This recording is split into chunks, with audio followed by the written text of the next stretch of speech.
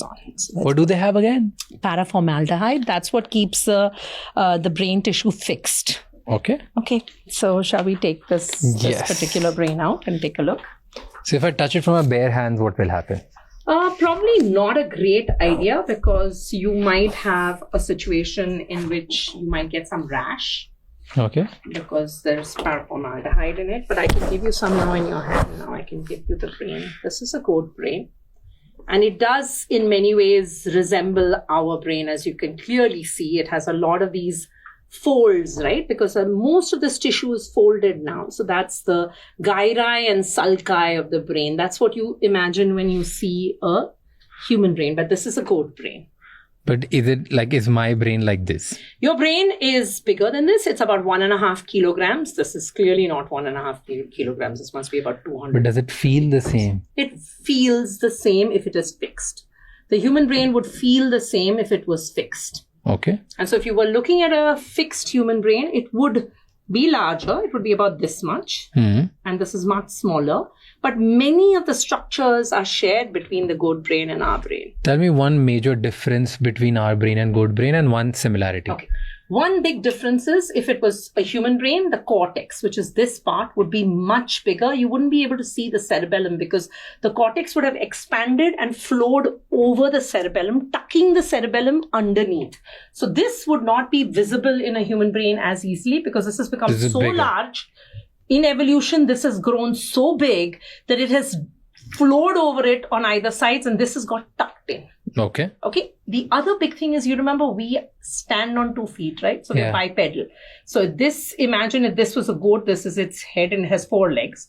This has also moved like this. So you would see the human brain, this would be tucked underneath. This would be much bigger and flowing on either side. The spinal cord going down like this rather than the spinal cord coming out. So this is like... This is the beginnings of the spinal cord. From here would come out the long spinal cord with nerves coming out on either sides that control the limbs, the rest of the body.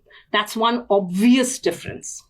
Obviously, the size is a big obvious difference. But where does, let's say, the part which, let's say, in humans... because we are more desirous. So where the desire and ambition and all of that plays out in the human brain versus an animal brain? So goats have the ambition of also finding effective grass to eat. Okay. Yeah. We have that ambition. Yeah. We don't consider it the kind of ambition that we think of. But if a goat doesn't have the motivation to find grass, to find food, to drink enough water, it won't survive either. So the motivation circuits are actually fairly similar. The same things that make you want to go and eat are the same things that make you ambitious to want to land on the moon.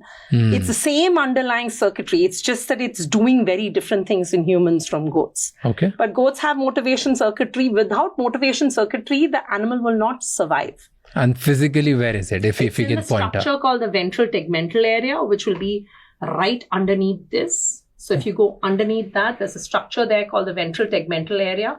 And then there are nerves that go all the way underneath. Here is a region called the striatum. If I opened it up, you would see it. At the base of the striatum is a structure called the nucleus accumbens. That's where motivation resides. Can I just turn it around? Yeah, turn it around.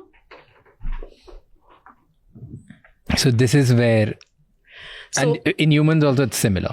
It's very similar. That's there whether you are a rat, you're a mouse, you're a squirrel, you're a goat, you're a human. We all have that baseline circuitry in our brain. It's the same circuitry that makes you feel thirst and motivated to go drink water, eat food, have sex. These are all the same underlying building blocks. Under the brain. It's inside. So it's embedded underneath here. And what is protecting? Like what's the outside? So this stuff right here, coming out of here would be your pituitary. What does it mean? Which makes all the hormones of your body.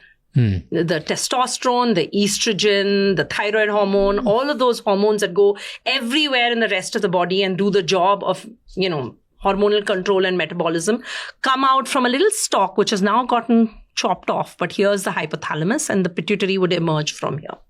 You can also see it in